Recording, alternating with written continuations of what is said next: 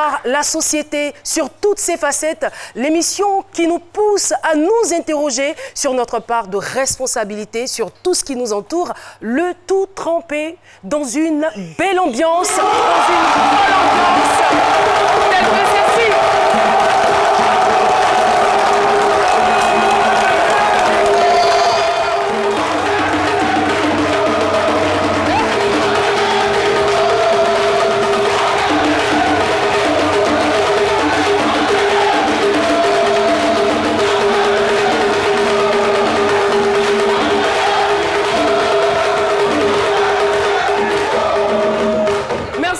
Merci infiniment. Alors, très rapidement, parce que j'ai eu l'impression que la balance était déséquilibrée. On avait beaucoup plus de bruit ici que là-bas. Alors, non.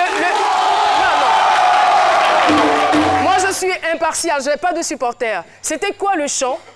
Qu'est-ce que vous disiez dans votre chant? Mimo. Merci. Et là-bas, la réplique, c'est quoi?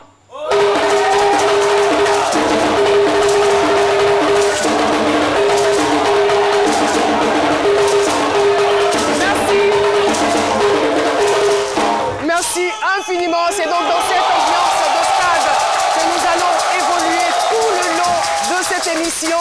Bienvenue à vous et restez en notre compagnie parce que c'est midi. Et oui, c'est midi, c'est maintenant. Et c'est avec un grand bonheur que je me retrouve aujourd'hui avec l'équipe du mercredi, l'équipe composée du doyen Bienvenue Neba. Merci de les applaudir au fur et à mesure. Du côté gauche, vous avez Marie-Paul Adjé. Docteur Philo est déjà installé. Paulus Agathon dans son office. Salut Paulus. Toujours avec son sourire qui ne le quitte jamais. Et bien sûr, Cassandra nous rejoindra dans quelques instants. Docteur Philo, est-ce que je peux savoir d'où vous venez? Quand je regarde l'accoutrement, je m'interroge. Je rentre avec toutes ces vociférations, je sais pas, je comprends rien. Moi, je viens de Lampedusa, j'ai été rapatrié lamentablement. Et là, je sais pas. Je sais pas quoi dire. Ah oui, lui, je le reconnais, ce mec. Lui, on s'est croisé à Montagne Park, non loin du lac Rouge. Toi, c'est toi de quoi je parle. Tu connais pas ce que je te dis. C'était rapatrié, ce mec-là, moi. Merci beaucoup, Docteur Philo. C'est mon frère, lui. Merci infiniment. Il faut dire que la précarité économique, le fort taux de chômage sont généralement les raisons qui poussent les jeunes Africains à pratiquer l'immigration clandestine ou, si vous le voulez, l'immigration irrégulière. On en parle d'ailleurs dans cette émission à travers le thème suivant, rentrée bredouille de l'aventure. Je suis devenue la risée de ma propre famille. C'est très difficile à supporter. Pour en parler, nous recevons sur ce plateau M. Diaby Abdoul Salam, alias Samy l'exilé. Merci de le recevoir avec de vives ovations.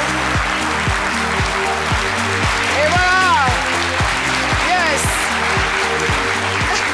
Je kiffe le style.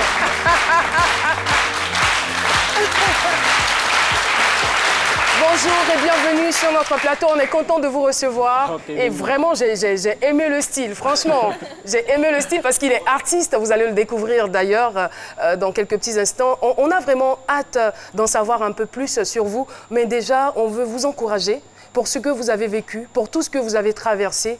Nous savons que ce n'était pas du tout évident. Voilà.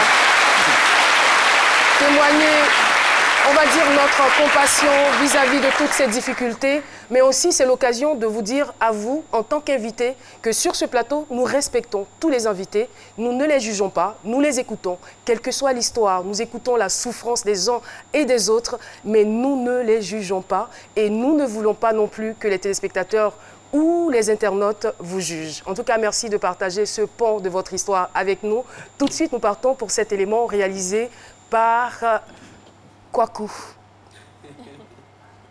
C'est Midi reçoit aujourd'hui sur son plateau un jeune homme en manque d'amour familial. Diaby Abdoul Salam, alias Samy l'exilé, est artiste chanteur âgé de 26 ans et originaire de la ville d'Odiéné, située au nord de la Côte d'Ivoire. Il est le quatrième d'une famille de 10 enfants. Son père est acheteur de produits agricoles et sa mère ménagère. Il fait l'école primaire à Saint-Séraphin d'Abobo et arrête les études en classe de 4e au collège Victor Hugo de Bracody à Adjamé entamé pour des problèmes de famille. Confronté à de nombreuses difficultés, il décide en 2013 d'aller à l'aventure à l'âge de 18 ans, espérant un avenir meilleur. Malheureusement, ne va pas à l'aventure qui veut. Découvrons la suite de son histoire avec Caroline Da Silva.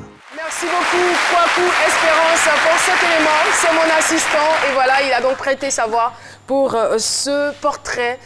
Infiniment merci encore d'être là. Nous allons tout de suite partir, avant d'entrer dans le vif du sujet, bien évidemment, aller dans la rue pour savoir ce que les uns et les autres pensent, je dirais, des différentes pressions familiales. C'est parti. Chris Paterne à Sémian, c'est votre opinion. Et salut Caroline, nous sommes à la rue des Jardins et c'est Cocody à cause de la pression de la société ou de leurs propres exigences. Dans certaines familles, les enfants n'ont pas droit à l'échec, ce qui leur impose une pression particulièrement lourde. Peut-on échapper à la pression familiale? Votre opinion nous intéresse. Ça dépend de l'interprétation de tout un chacun de nous, d'entre nous. Il y a des personnes qui sont nées dans des familles vraiment avec des situations un peu compliquées de la famille. Donc, ce qui fait qu'il y a des défis à relever. Voilà, un père ou bien une mère qui met son enfant au monde espère que cet enfant-là, en tout cas, va apporter quelque chose de bon à la famille. Voilà, donc l'espoir, quand tu as l'espoir, quand tu as l'impression que tu as une responsabilité, par exemple, faire sortir ta famille de la léthargie, de la pauvreté, de la misère, en fait, c'est un poids pour toi. On ne peut pas. Que tu sois né, benjamin ou cadet, on ne peut pas y échapper parce qu'on veut toujours faire plaisir à ses proches et à ses parents. Leur rendre tout ce qu'ils ont fait pour nous. Il ne faut pas qu'on puisse échapper à la pression familiale. Parce que les parents se donnent à fond pour nous aider et autres. Ils se battent coûte que coûte. Donc nous aussi, nous bossons dur pour ne pas les décevoir. Pour résister à cette pression en fait. À force de tellement vouloir satisfaire les parents et si on a une telle pression venant des parents, ça peut pousser les enfants à faire des choses vraiment inimaginables parce qu'on veut tellement les satisfaire, tellement les rendre fiers. Après, c'est compliqué parce qu'on ne sait pas comment s'y prendre, on ne sait pas comment agir face à eux. Donc, ça peut pousser à certaines choses, oui. On peut échapper si les parents n'existent plus. C'est la seule solution, selon moi. Sinon, tant que les parents sont vivants, on ne peut pas échapper à la pression familiale. Souvent, dans les études, on a peur de décevoir les parents. Par exemple, tu es en terminale, tu dois tout faire pour avoir ton diplôme. Mais si tu n'as pas ce diplôme, c'est très difficile. La honte de la famille, la pression de la famille. La peur de décevoir est extrêmement contraignante dans la vie. Mais quand on a l'assurance de compter sur sa famille, rien n'est impossible. À vous le studio, Caroline. Merci infiniment, Paterne à Sémian, effectivement. La famille est bien sûr le socle dans lequel nous grandissons. La famille est donc cette cellule-là qui nous voit grandir, qui nous accueille et qui nous permet de nous épanouir, qui nous permet de nous réaliser. Nous voulons par cette occasion saluer tous les parents qui se battent nuit et jour pour éduquer leurs enfants, pour s'occuper de leurs enfants. On revient donc à vous, très cher Abdoul. Il faut dire que vous êtes issu d'un foyer polygame. Oui. Composé de 3 femmes et au total 15 enfants. Votre famille a du mal à joindre les deux bouts. Et à l'âge de 18 ans, vous décidez de prendre le taureau par les cornes. Vous tentez donc d'aller à l'aventure, n'est-ce pas? Alors, vous savez que sur ce plateau, il y a un humoriste qui tourne en dérision tout ce que nous disons sur ce plateau, tous les thèmes, quelle que soit la nature du thème. Lui, c'est Dr Philo. On le retrouve tout de suite et maintenant. Le thème du jour, selon Dr Philo. Merci Abou. Monsieur Diaby, merci, félicitations.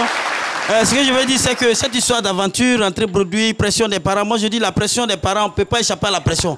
Mais c'est à nous-mêmes de trouver, c'est-à-dire, il faut trouver le moyen de ne pas se mettre sous cette pression-là. Sinon, on a toujours une pression. Moi, je vais ici à Bâti, il y a toujours une pression. Mais ouais, il faut toi-même accepter ton échec. Tu es parti, tu es rentré produit. Mon cher, tu t'attends à quoi?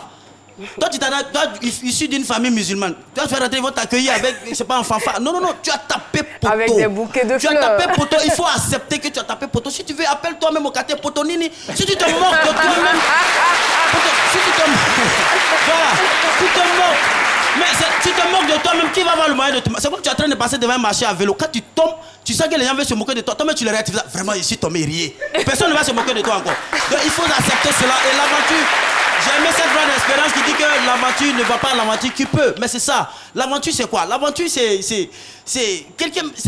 On ne peut pas palper l'aventure. C'est tout un événement que traverse quelqu'un. Il traverse un événement, il est là, c'est pas palpable, c'est surprenant, c'est miné, c'est les péripéties. Et donc, c'est quelqu'un même qui dit va à l'aventure. C'est-à-dire lui-même, là, avant d'y aller, il s'est tué. C'est ça qui est aventure. Il s'est tué. Mais quelqu'un qui s'est tué. Quelqu'un qui s'est tué avant d'aller à l'aventure. Vous voulez que le cadavre revienne avec quoi? Il dit aventure, il s'est tué avant de partir. Vous voulez que le cadavre revienne avec toi? Moi, je préfère qu'on dise avant vie. Avant vie, avant de partir, il faut savoir. Il faut savoir ce que tu t'en vas faire là-bas. Qu'est-ce que tu t'en vas faire de l'autre côté? C'est ça le plus important. Il y a tout un préparatif qui est là. Il faut préparer qu'est-ce que je m'avais fait, quel diplôme j'ai. Et je n'encourage pas la jeunesse à la migration illégale. Il faut aller par le bon chemin. Quand tu vas, même si tu veux, tu as échoué, ton retour, quand on va te rapatrier, laissez-moi, ne m'envoie pas d'avion. Moi, mais viens sur l'eau. Tu nages, tu veux, tu viens. Non. Tu peux être dans la natation. Non. Voilà. Merci beaucoup. C'est tout. Merci infiniment, Dr Philo, pour votre contribution. Abdoul Diaby. De quoi quand même à vous redonner le sourire, hein? N'est-ce pas? Oui, il a tout dit. Philo, vous le connaissez très bien. Il ne va pas changer. Oui, il ne va pas changer. Alors, Abdoul Diaby, pardon, je rappelle que vous êtes issu d'une famille polygame et vous viviez dans des conditions très, très précaires.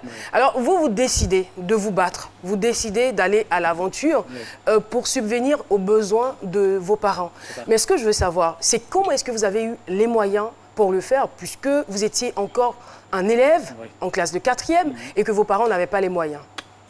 Bon, avec la mère, elle m'a au moins donné au moins 150 000. Elle faisait un commerce? Elle faisait un commerce. Elle m'a remis 150 000. C'est avec les 150 000 que j'ai fait mon départ. Mais l'idée est venue comment? Qui vous encourage à aller à l'aventure? Non, à la maison, ça ne va pas. À la maison, ça ne va pas. Donc quand ça ne va pas, quand tu regardes même la situation, tu ne peux pas rester. Par exemple, il y a une de mes soeurs qui l'ont mariée très jeune, avec un vieux, plus de 60 ans. Oh là! Ça, c'est la famille musulmane, on connaît. Elle s'est mariée, donc ça n'allait pas. Non, il faut que ça s'arrête là. Ça n'allait pas. Donc elle, sa vie était un peu comme ça, mes soeurs comme ça. Donc moi, je voulais essayer de fermer le trou. Parce que j'ai vu le danger venir. Donc j'ai essayé d'aller en aventure, aller me chercher, avoir quelque chose, venir fermer le trou. Mais quand vous décidez... Allez-y, allez-y. Allez-vous chercher en faisant quoi là-bas? En travaillant. Vous avez une idée du métier que vous souhaitez? Non, j'étais livré à moi-même.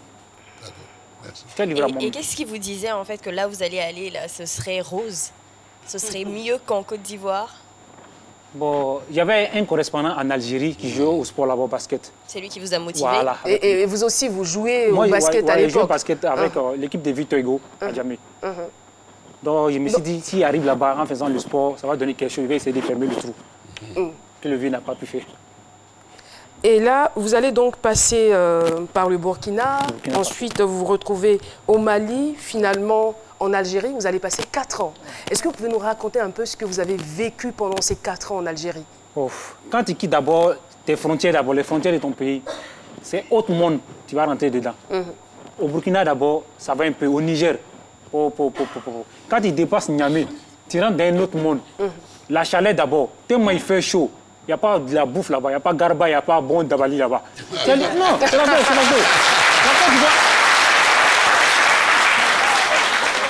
Non, pour connaître l'importance de la Côte d'Ivoire, il faut être hors de la Côte d'Ivoire. C'est clair, c'est clair. Au Niger là-bas, Au Niger là-bas, j'ai vécu une vie là-bas que je ne m'attendais même pas à cela. Il fait chaud là-bas, il n'y a pas de la bouffe. On a fait nos convois de Niamey à Arlit.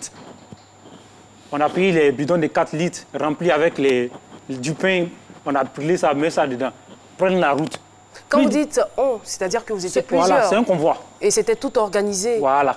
Il y avait des Maliens, des Burkinabés, des Centrafricains. C'était un game comme ça. On a pris la route. Et vous aviez tous le même objectif. Voilà. Voilà en Europe. C'était notre objectif. On a pris la route maintenant, arrivé devant là-bas. Tout notre bouffe est fini.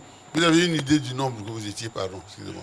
Bon, par exemple, les pick-up, ça chien du désert, ça doit prendre 50 personnes. Ils vont mettre plus de 150 personnes. Merci. Votre pied, vous êtes assis comme ça, même pour dresser votre pied là, vous n'arrivez pas à faire. On vous chuchote dedans. En haut, c'est rempli, en bas, c'est rempli. En haut, allez seulement, vous partez.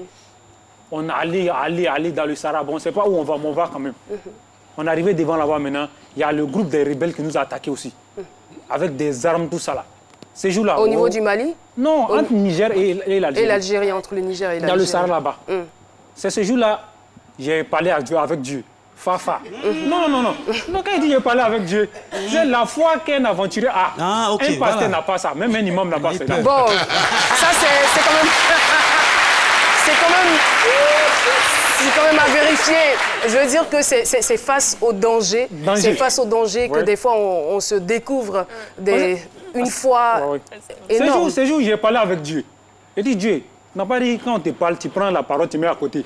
Il dit si tu fais ça, ils vont me tuer ici. Mais attends, mais... Non, il n'y a pas les directs. C'est comme ça que tu parles à Dieu. Vous menacez Dieu, quoi. Bon, c'est bon. Allez, sortez d'ici.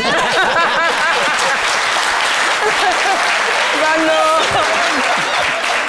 Ouais, mais c'était dur pour vous. Souvent, quand il parle avec Dieu, il fait comme il n'attend pas. Ouais, il prend ça, il met ça à côté. Non, bon. Non, il dit Dieu, si tu joues, ils vont me tuer ici. Mes parents sont là-bas, ils vont dire que c'est eux qui sont derrière moi. Il a parlé avec Dieu.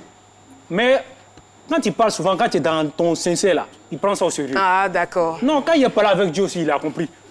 Non, mais il a compris. Donc, c'est qu'habituellement, tu ne lui parles pas bien. Alors, donc là, vous êtes en train de nous démontrer que votre voyage n'a pas du tout été aisé. Et une fois en Algérie, c'est quoi? Puisque vous étiez en correspondance avec un de vos amis, est-ce que vous le rencontrez? Est-ce qu'il vous héberge? C'est quoi votre vie pendant ces 4 ans? Arrivé d'abord à la gare là-bas, à Ouargla. Maintenant, tous les gars sont des Arabes. Quand ils parlent français, ils font semblant de ne pas attendre. Problème des racistes d'abord, il y a ça d'abord, entre eux là-bas. Même quand tu es noir, tu rentres dans la mosquée à temps de prier, ils vont s'écarter de toi. Ou bien ils vont te faire Asma, chauffe Soudani. C'est-à-dire, Asma, regarde le noir. Ils vont s'écarter de toi. Donc le noir même est rejeté là-bas d'abord. Donc quand je suis arrivé à la gare là-bas, j'ai demandé à voir le chef des Coxais. Lui était en Algérie là-bas, à Ouargla là-bas. Bon, lui, il m'a dit, ici, il n'y a pas d'hôtel, tout ça là. Il y a un foyer où ils ont donné à les réfugiés. Il peut aller me coucher là-bas. Donc lui, il m'a envoyé dans le foyer là-bas. J'ai fait passer une nuit là-bas. Moi, mes documents qui sont sur moi là, ils ont tout fait ça. C'est-à-dire, ils ont arraché ça. Ils ont pris mes documents, tout ça là. Donc le matin, je suis venu le trouver là-bas. Il dit, je suis venu faire quoi? S'il veut aller en Libye, aller à l'Italie, il dit non, à ce moment, je n'ai pas trop de sous. Il veut rester, travailler un peu. Il dit, moi, il veut faire quel genre de travail? Il dit, il fait le sport, le basket. Il dit, ah, ça ne veut pas marcher ici. Il m'a envoyé dans un chantier, c'est à Khabji là-bas. Je dormais dans le chantier, matin, midi, soir. J'ai travaillé, dormi dans le chantier. Il passait les nuits là-bas. On vous payait quand même? On me payait quand même. Mais il y a un problème. Il y a un problème aussi.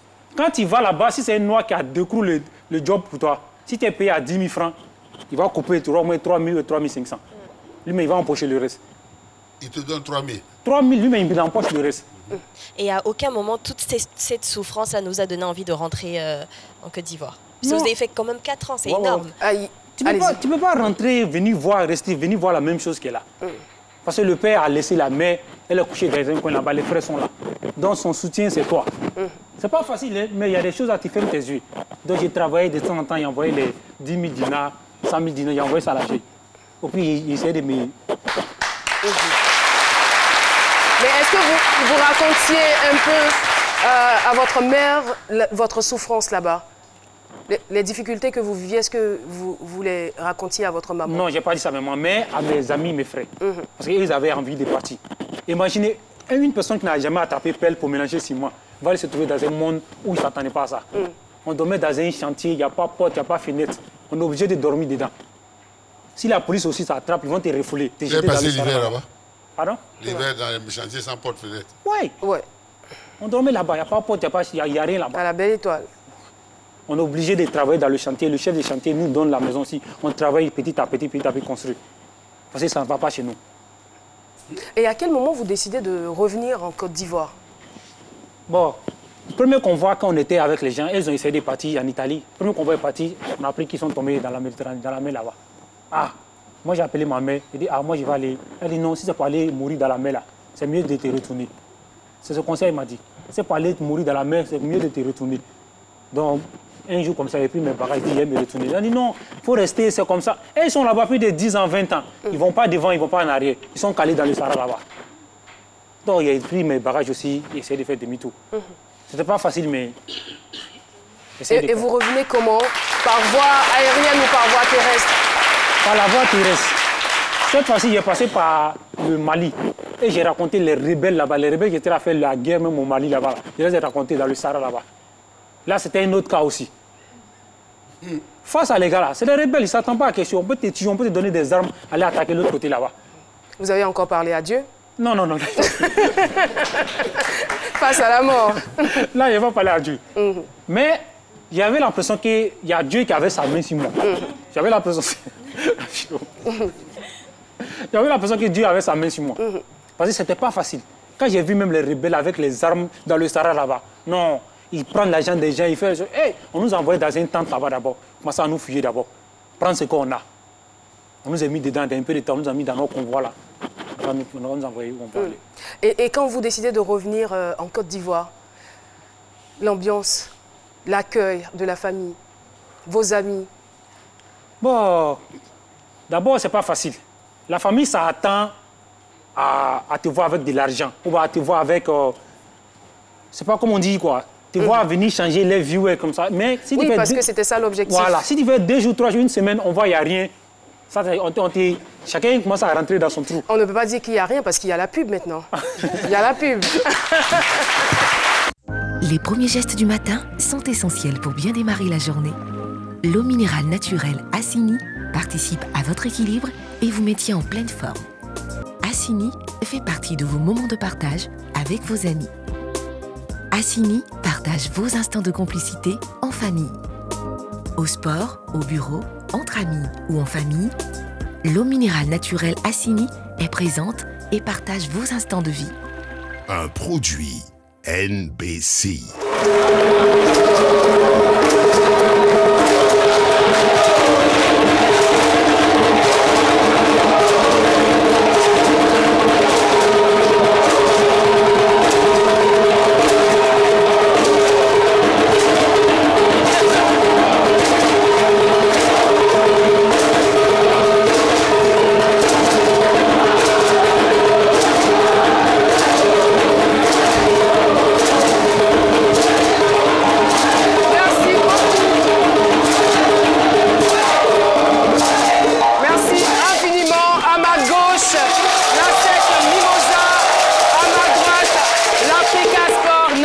En tout cas, belle ambiance, on se croirait dans un stade. Et c'est cette ambiance que nous allons vivre le samedi prochain du côté du stade Félix Houphouët-Boigny. Ça sera vraiment chaud, ça sera époustouflant. Ça nous a manqué.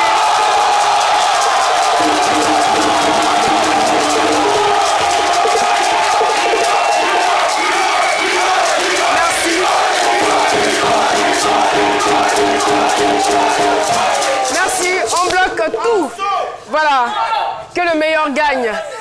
Et voilà, juste avant la pub, nous étions donc en compagnie d'Abdoul Diaby. Abdoul Diaby, qui à l'âge de 18 ans a décidé d'aller à l'aventure pour subvenir aux besoins de sa famille. Malheureusement, après avoir essuyé souffrance, échec et insuccès, il décide de rentrer. Mais comment est-ce qu'il est accueilli par sa famille? C'est ce que nous tentons de découvrir maintenant, n'est-ce pas? Alors, vous arrivez à Abidjan, vous arrivez chez vous. Vos parents, comment est-ce qu'ils vous accueillent? Bon, à la mère, tout va bien. D'accord. La mère, tout va bien. Mais souvent, quand ils donnent d'eau, il y a des petites paroles qui passent. Entre les frères et les coins là.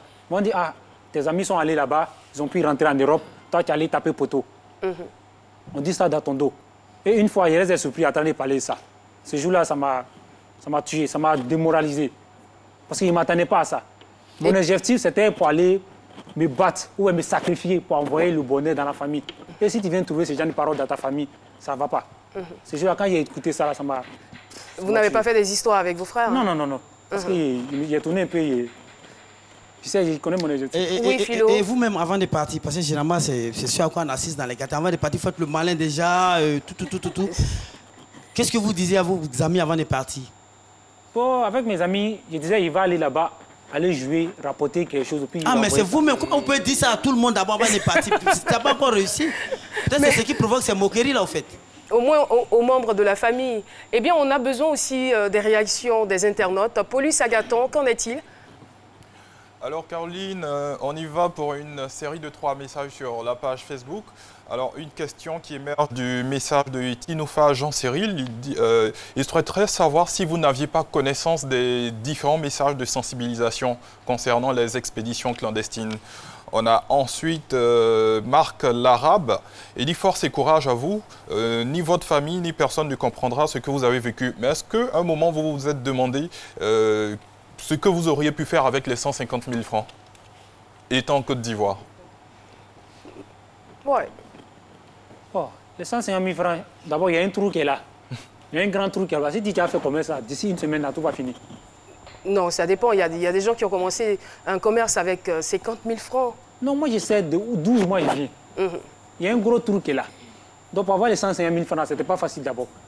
Donc, si tu essaies de prendre ça, chacun va venir, donne-moi ça, ça va finir. Donc, c'est pour ça qu'il y a plus de 150 000 francs sortis hors de la Côte d'Ivoire. Allez me chercher. Et juste avant cette question, il y a quelqu'un qui parlait des dangers de l'immigration clandestine. Est-ce que vous étiez informé, parce qu'il y a beaucoup de sensibilisations qui sont faites à ce sujet, est-ce que vous étiez informé de ces dangers-là? Non. Quand je partais, je ne savais rien de ça. Vous ne savez pas qu'il y a des gens qui partaient, qui mouraient dans l'eau là-bas? Moi, mon objectif, c'était pour aller comme ça. Vous avez ignoré ou bien vous ne saviez pas? En 2017, on a enregistré au total 6 000 morts.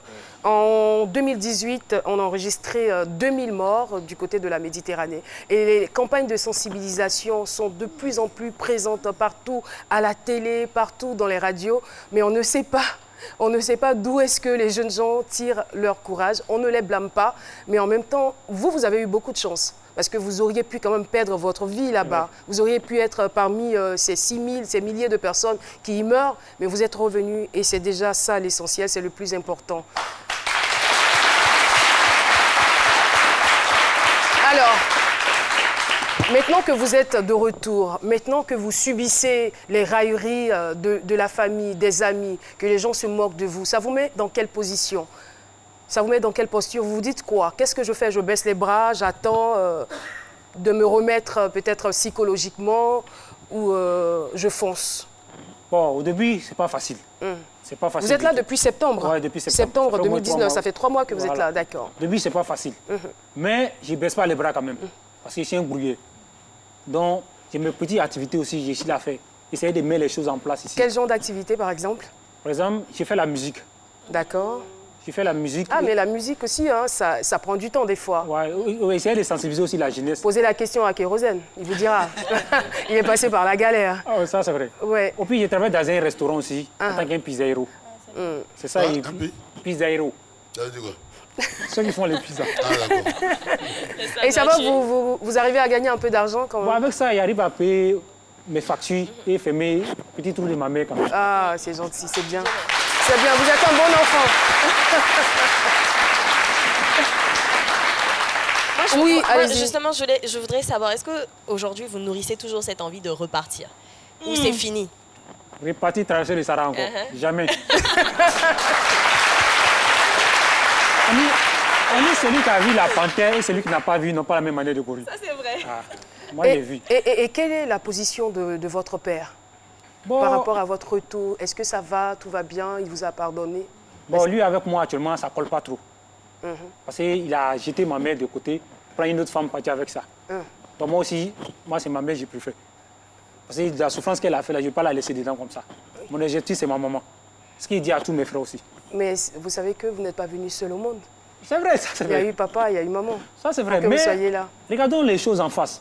Où il a laissé ma mère là, dans telle maison qu'il vit là, plus d'autres la vie, c'est pas la même chose. Bon, d'accord, on ne va pas rentrer dans ces détails. Voilà. Tout simplement, le petit conseil qu'on va vous donner, c'est de vous réconcilier avec votre père. Nos parents sont nos bénédictions, donc réconciliez-vous avec papa, avec maman. Certainement que ça va attirer de bonnes choses, ça va ouvrir des portes pour que vous puissiez pleinement vous occuper des deux.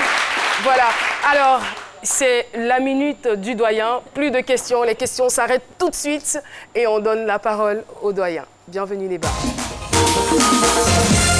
Bienvenue les bars. C'est la minute du doyen. Ne va pas à l'aventure qui veut. Ainsi se terminait la chronique de Kouakou. Monsieur Kouakou. Espérance.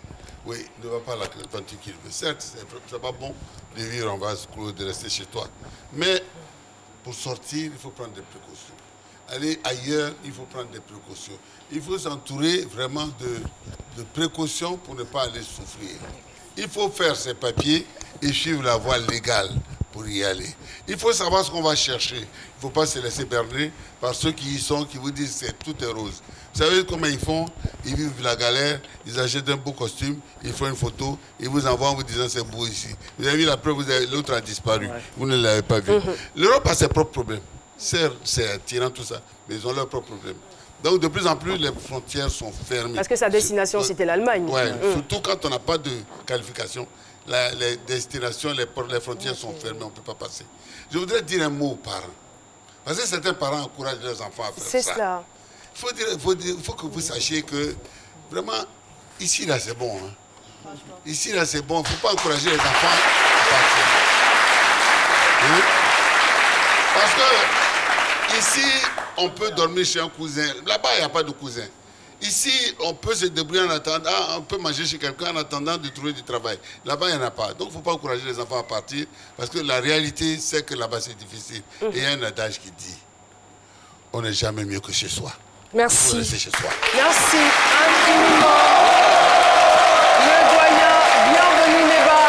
Et nous encore, par la même occasion, nous voulons vraiment encourager l'État, nos États africains. C'est vrai qu'il y a beaucoup d'efforts qui sont faits, mais beaucoup reste encore à faire.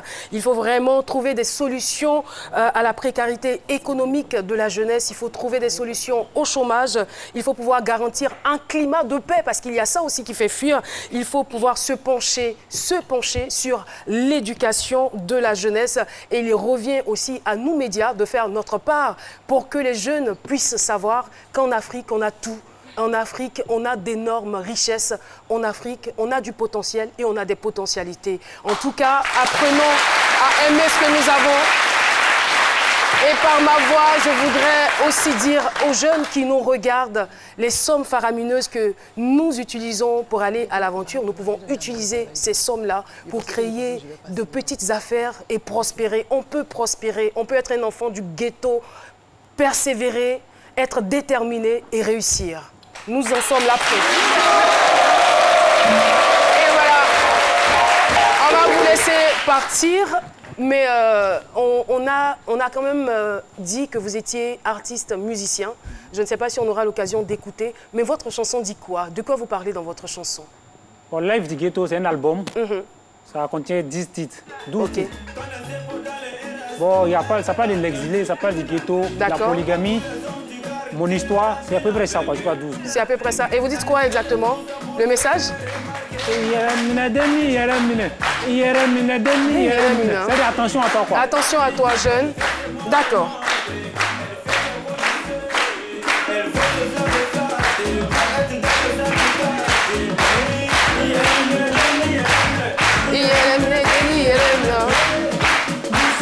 Aïe. Merci beaucoup, Diaby Abdoul Salam, alias Samy l'exilé. Merci d'être venu sur notre plateau. On vous dit au revoir et puis bon vent pour la suite. Merci à vous. Cassandra Assamoah nous rejoint donc sur le plateau de ce midi. Mais voici pour nous l'occasion de parler mode et beauté avec bien sûr Marie-Paul Adjei. Marie-Paul Adjei, c'est mode, beauté. Merci infiniment à tous. Alors, on le sait, le buzz du moment, c'est la Sud-Africaine Zozibini Tunzi qui, le 8 décembre, a été couronnée Miss Univers. Vous pouvez la voir justement sur l'image, elle est magnifique.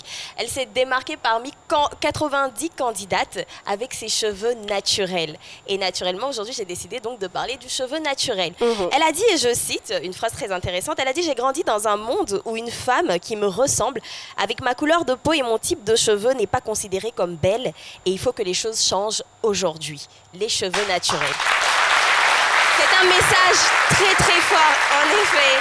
C'est un message très très fort pour dire que les femmes africaines sont belles avec leurs cheveux naturels, avec leur couleur de peau. Vous pouvez le constater, Madame Da Silva, avec sa magnifique coiffure. Oh là là, pardon, ne me provoque pas là. Voilà. Mais tout ça pour dire, c'est pas parce qu'on a toujours des mèches que ça veut dire qu'en bas de nos perruques, qu'on n'a pas de jolis cheveux. On a nos cheveux, on a les vrais cheveux. C'est cela. C'est de ça qu'il s'agit. On a les vrais cheveux. Moi, les cheveux, franchement, les cheveux naturels, gros grains en plus. C'est ça. Voilà. Et puis Si on fouille bien même la Sud-Afrique, c'est pas véritable. Quand on voit même l'esclavage, c'est pas trop. Ça, les Ivoiriens, ça, Josie B, ça c'est gros. Je suis d'accord. C'est la sœur de Suspect 95. Bon, bref, mais tout ça pour dire que c'est vrai qu'aujourd'hui, par contre, on favorise le fait de porter très souvent des mèches. D'où est-ce que ça vient? C'est quand même quelque part la société qui nous a pratiquement imposé, en fait. Voilà. Et j'ai décidé de vous partager un extrait vidéo qui, je l'espère, va vous toucher. Le soin des cheveux jouait un rôle significatif dans l'identité des tribus africaines. En 1944, les Européens ont commencé à kidnapper et vendre les Africains de tout statut social sur les côtes africaines. Beaucoup avaient des coiffures très élaborées.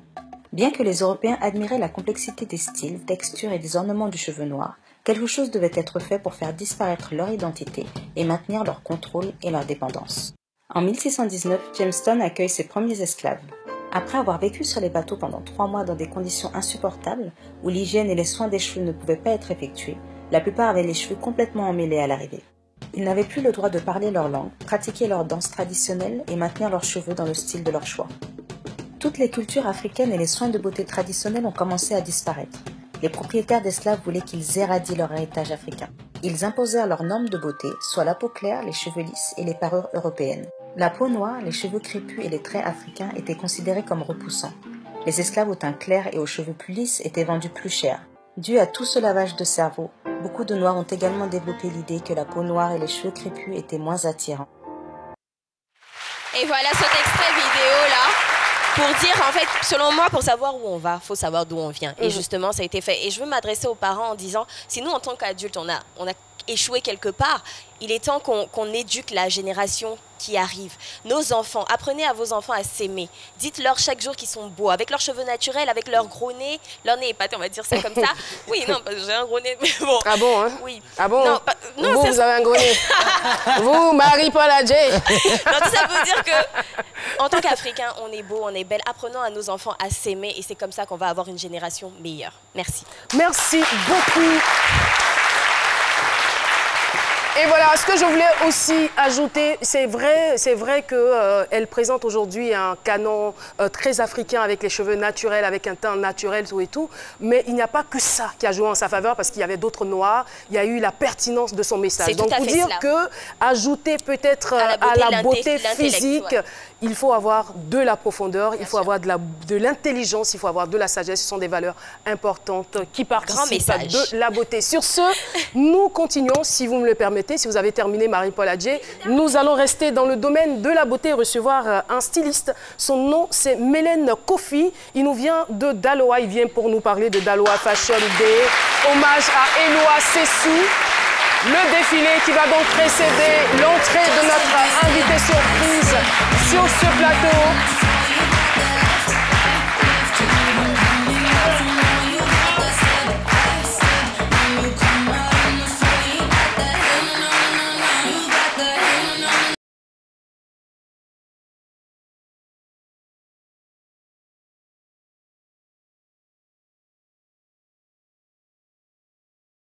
Kofi, bienvenue. Merci.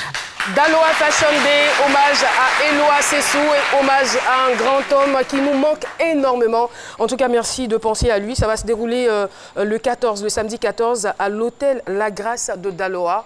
J'allais dire pourquoi et comment ça va se passer. Mais merci Caroline. Je vous en prie. Oui, mais vous savez, c'est avec tristesse quand on parle de loi. Mais là, bon, déjà, les gens ovationnent ici, donc je suppose qu'on ne doit pas rester dans le ton de la tristesse. C'est cela. On va parler de mode. Parler de mode ivoirienne sans parler de loi, c'est comme si on n'a rien dit. C'est clair. C'est comme on va lire la Bible sans parler de Jean. Ou de Jésus. Ou de Jésus, voilà, effectivement.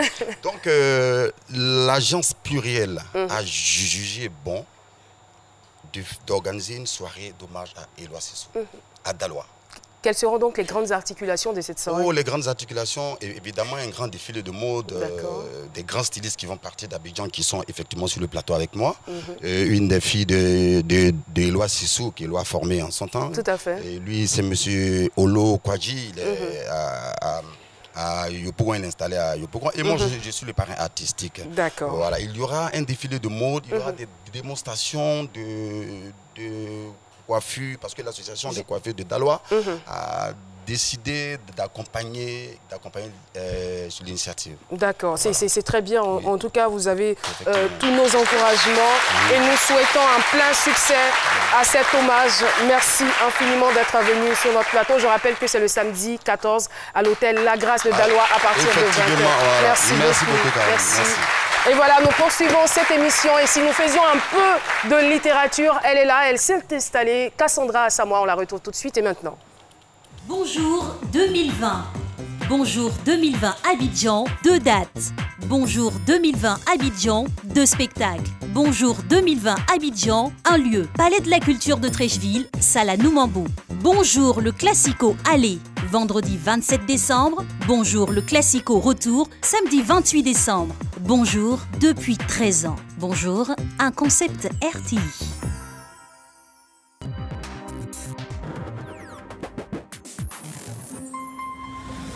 Doza Consulting et Move Côte d'Ivoire présentent la 6e édition du festival Abidjan by Night avec Tikenja Fakoli en concert live. Le samedi 28 décembre 2019 au Palais de la Culture à partir de 20h jusqu'au petit matin avec Ariel Chené et Obams. Ticket disponible dans vos points de vente habituels à 5 000 francs et 10 000 francs CFA. Réservation salon VIP au 52 61 44 44. Move. No limit. Cassandra Assamoah, ses livres au choix. Merci. Merci beaucoup. Les filles de Gagnoa, un livre de Yacouba Siba. Dans ce livre-là, l'auteur aborde la question de la scolarisation de la jeune fille. Je cite, 63% des adultes analphabètes dans le monde sont des femmes. 12 millions de filles sont mariées de force chaque année avant l'âge de 18 ans, soit près de 33 000 filles par jour. J'aimerais m'adresser à mes sœurs. Armez-vous de patience, de courage et de persévérance. Cherchez à vous instruire. Ne laissez pas les choses choisir pour vous. Faites vos documents. Allez à l'école. Laissez pas les autres choisir pour vous. J'insiste là-dessus car c'est très important. Dans ce livre-là, l'auteur vraiment met l'accent sur la valorisation de la femme. Et je cite aussi une phrase. Éduquer une femme, c'est éduquer l'humanité. L'économie prospère avec les femmes. Les filles de Gagnoa. Aux éditions. Merci. On part avec Qui suis-je de Ruffin Charlemagne Yavo. Alors, il nous livre son témoignage, son enfance dans un petit ouvrage, voilà, que j'aimerais aussi vous inviter à lire. Merci beaucoup. On vous remercie infiniment, Cassandra Assamoah.